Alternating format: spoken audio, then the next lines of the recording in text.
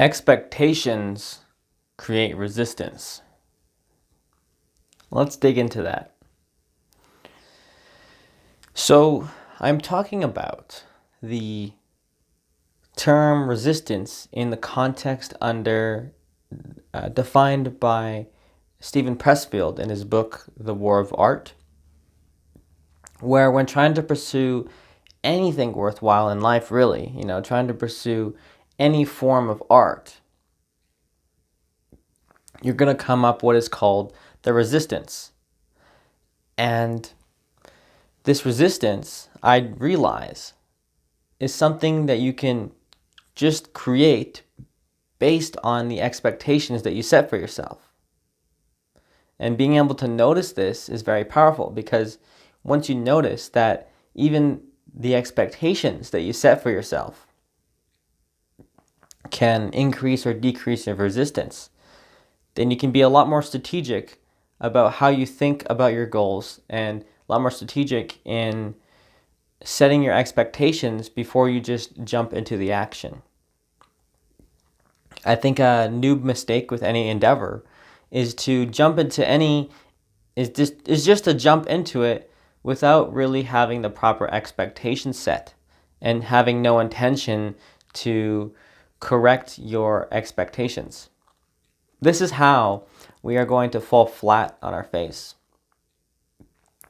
This is how we're going to easily fail, because with so many endeavors in life that are worthwhile, usually our expectations are way too high for the amount of time that we plan to invest in it.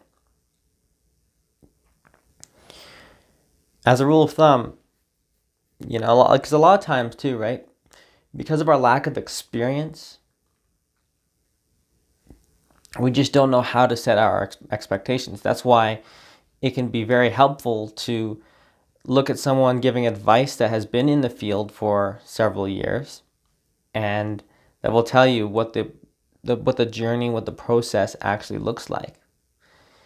Now, a good rule of thumb is to always set your expectations lower, right? To always assume that it's going to be slower than what most people think.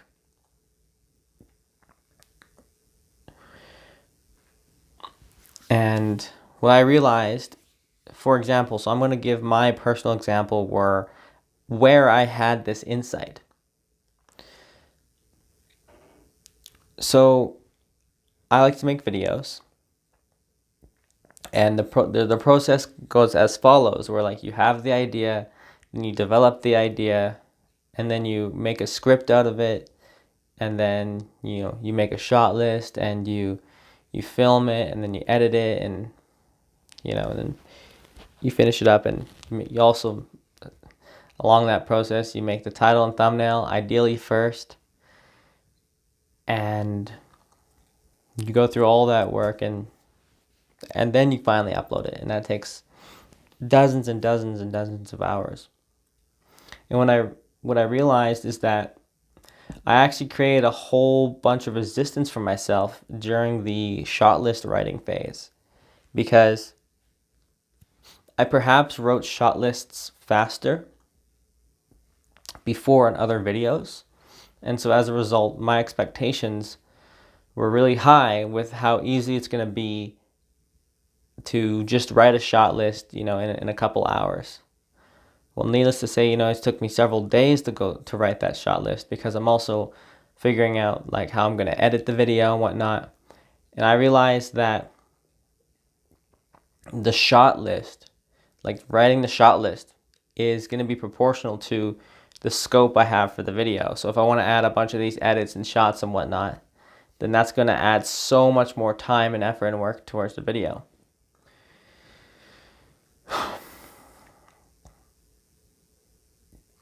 And I did not have that expectation set. So as a result, I procrastinated and I avoided it, because I believe I had a subconscious belief where I thought it was going to be easier than it actually is. And boy, was I wrong.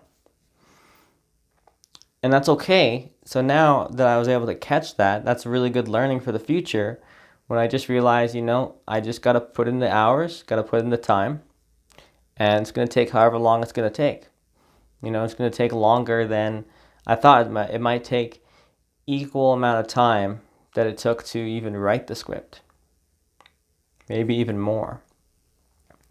It may take an equal amount of time to even edit it, right? So that's something to think about as well. But that's just my example. Think about another example. If you think you can write your book in, 1 to 2 months and have it finished, then you're going to be in for a rude awakening. Because you can have, the book writing done, you can like really power through it and get all of the words that you want to write in 1 month. And then comes the editing phase. And the editing phase is probably the second half of writing the book. And really, it's like the rest of the 80% of the process of writing a book. I think the first 20% of writing a book is the writing phase. And then the second 80% is, the second chapter of it, the last 80% is going to be the editing phase and making it all pretty and perfect. Right? It's very easy to get in there and make a mess. It's a whole different skill to finish projects, to clean it up and all that jazz.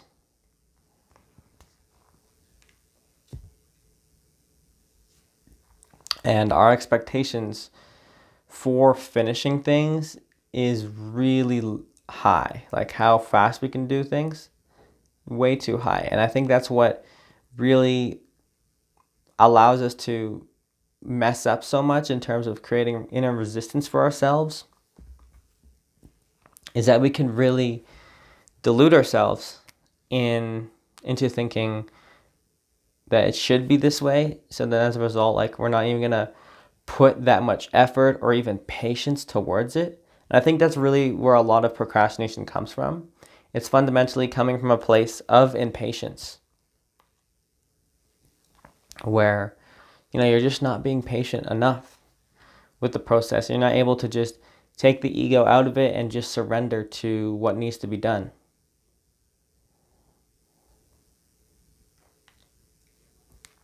And just allowing yourself to surrender to the time it takes and to not distract yourself and to accept. Really, a lot of overcoming resistance, I realized, is just accepting what is. Accepting that it's going to be a lot. I remember when I first wanted to make YouTube videos, there was so much resistance that I wouldn't even do it because my expectations were set incorrectly. If I wanted to make these beautiful videos, but my expectations of how many hours you had to put in was set, I thought you had to put way less hours into a YouTube video than you actually have to put in a YouTube video. It is a lot of work. It's a Herculean amount of effort to have one of those flashy, I would say AAA kind of videos that very popular YouTubers have.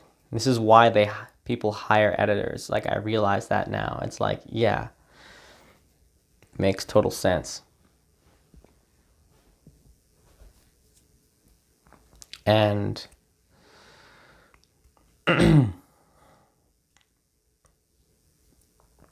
I look forward to the day I can do that. But with whatever resistance you're facing in your life, let's say even like working out or getting fit or getting a six-pack, if your expectations are set incorrectly, then you're going to create so much resistance in your mind, and you're probably going to fail, because when you're not getting the results that you think you should be getting, what's going to then motivate you, right? You're not then patient with the process. With any endeavor, if you want to get better at writing, if you want to earn some money from a business, if you want to learn how to focus yourself enough so you can wake up on time and wake up at the first alarm, to get to pass that course in school. We have all these expectations set on us that we have to do this at this speed. When really, is that the right speed for you? This is something a lot of us don't consider. That how about how much a lot of us do not consider just, or like double check or double think about expectations that are put on us from the outside world, from others, from society, from family, about what life should look like. Who's to say what life should look like?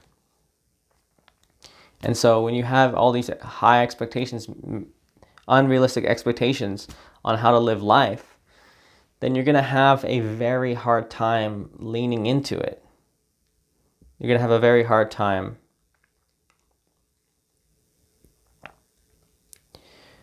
just loving what is and accepting what is and being present.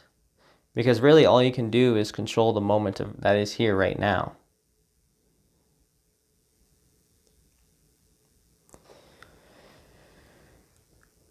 Here, right now, is the only thing that exists.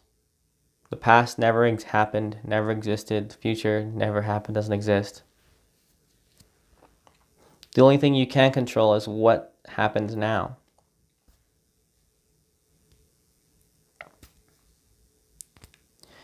And if your mind is distracted with all these false expectations of what should be, then that's going to take you away from the present moment. And that's actually counterintuitively going to decrease your performance. Yes, you need to set high goals. Yes, you need to be on the high trajectory. And yeah, it's good to have a healthy amount of tension between what exists and what you want to exist. But just notice that if you have the wrong expectations set around that, then you'll never even get what you want, because you'll never start with the whole 1,000 steps in mind. You just start with the end in mind. You know, everyone would like to run a marathon, but you know, what does mile 20 look like? Like, when you're like halfway through, like that suffering that you're experiencing, when there's like nobody else around you, you're probably like 600, play 600 or whatever, right? And also there's like those countless days where you're running for hours.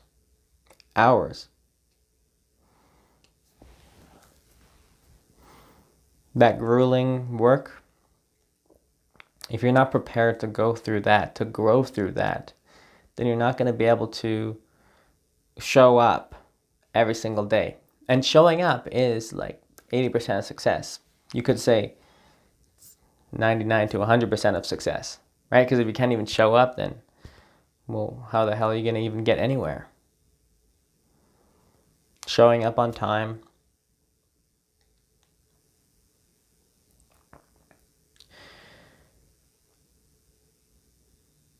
If you have the wrong expectation set, you're going to create so much resistance in your mind that you won't even show up.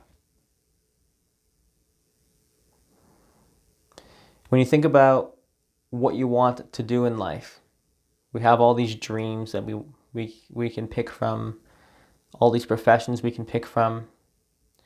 And one of the biggest mistakes I made out of ignorance was picking a job that I thought looked cool, but I didn't realize what the actual direct experience of the process was.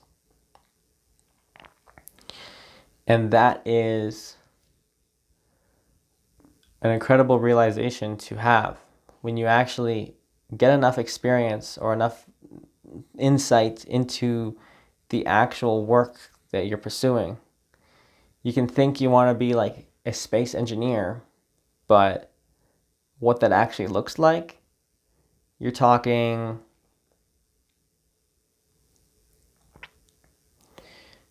sitting possibly in a cubicle crunching numbers all day. You know, you're not flying in space doing all these cool, crazy things. You're probably doing the grunt work. And I remember going through this when I wanted to be a product designer. I realized that